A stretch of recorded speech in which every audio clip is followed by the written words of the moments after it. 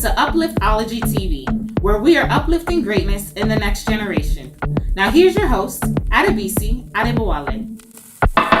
Welcome back to Upliftology TV, where we're helping students transition from debt and doubt to scholarship and success. We're super grateful that you decided to watch today's video. But before we get into the content on how you can save upwards of $27,000 in your education with federal student loans, I want to make sure that you take a minute to subscribe to this channel so that you can receive all the latest notifications when we publish our next video. When students are going to college, there are several different ways that they can help finance their education to ensure that they are able to enroll on time without having to worry about the cost of their schooling. There are federal student loans, which are also known as subsidized versus unsubsidized loans. Firstly, there are subsidized loans, which is only available to undergrad students who have financial need to be able to pay for their college education. Taking out a subsidized loan can be in your advantage because when it's withdrawn, the federal government pays all interest on the federal student loans while a student is enrolled more than half time as a college student. And if you take a deferment, the interest is still paid by the federal government.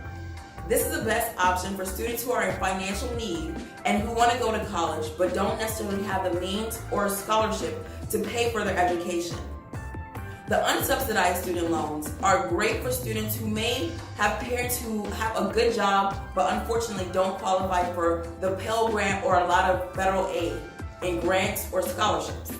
It's a good option to take when you're looking to go to college immediately and you know that you need the financial help to pay for your college education.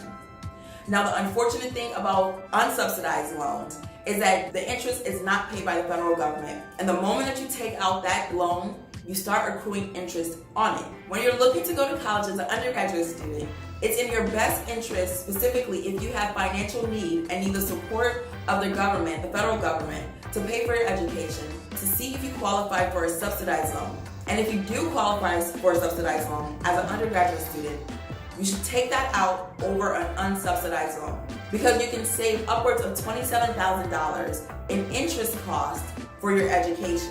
If you happen to have to take out an unsubsidized loan, that's perfectly okay. But before you do it, make sure you count the cost on whether you'll be able to pay back that student loan.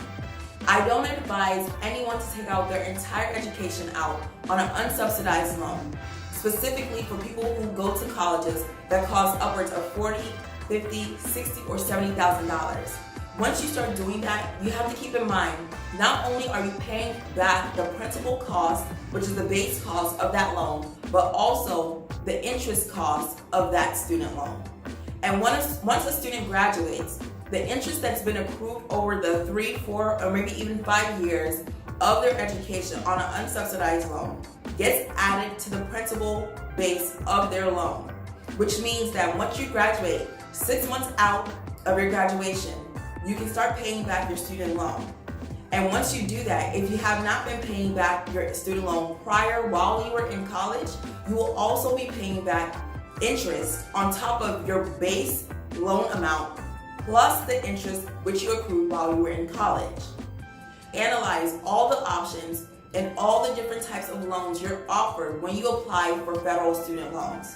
You can save yourself thousands of dollars if you understand what you have been offered. I would like for all students to be able to graduate school debt-free once they graduate, but the reality of it is most students are still competing for scholarships to be able to afford college. So not everyone will be able to get a scholarship out of high school, but that's okay. You can look for different means and different ways to pay off your education with local clubs, with local organizations and companies that offer scholarships for students. And if you're in the situation where you're not able to get all of your education paid on scholarships, look for the loan options that best suits your financial need. Don't take out loans and live off of it for your food, for your housing, when you can afford it here and there. Save on interest costs because that will add up. For more information about this, you can visit the FAFSA.gov website. Be certain to look at all the different options that you have awarded from your school or university as well as the federal government. And in the case you take out a private loan, make sure you count the cost.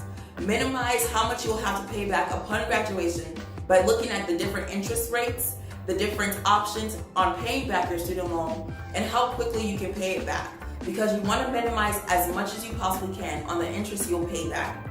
Otherwise, it may be added to the base rate, and you may end up paying interest twice the amount. I hope this information was helpful for you. I want to make sure that you guys are able to do your best and stay out of debt as early as possible. To help you through the college application process, we created the College and Scholarship Application Checklist. You can download it from the description box below. And if you did not do so in the beginning of the video, be certain to subscribe to this channel, like this video, and comment with any questions that you have below. We look forward to seeing you in the next video. Thanks for watching.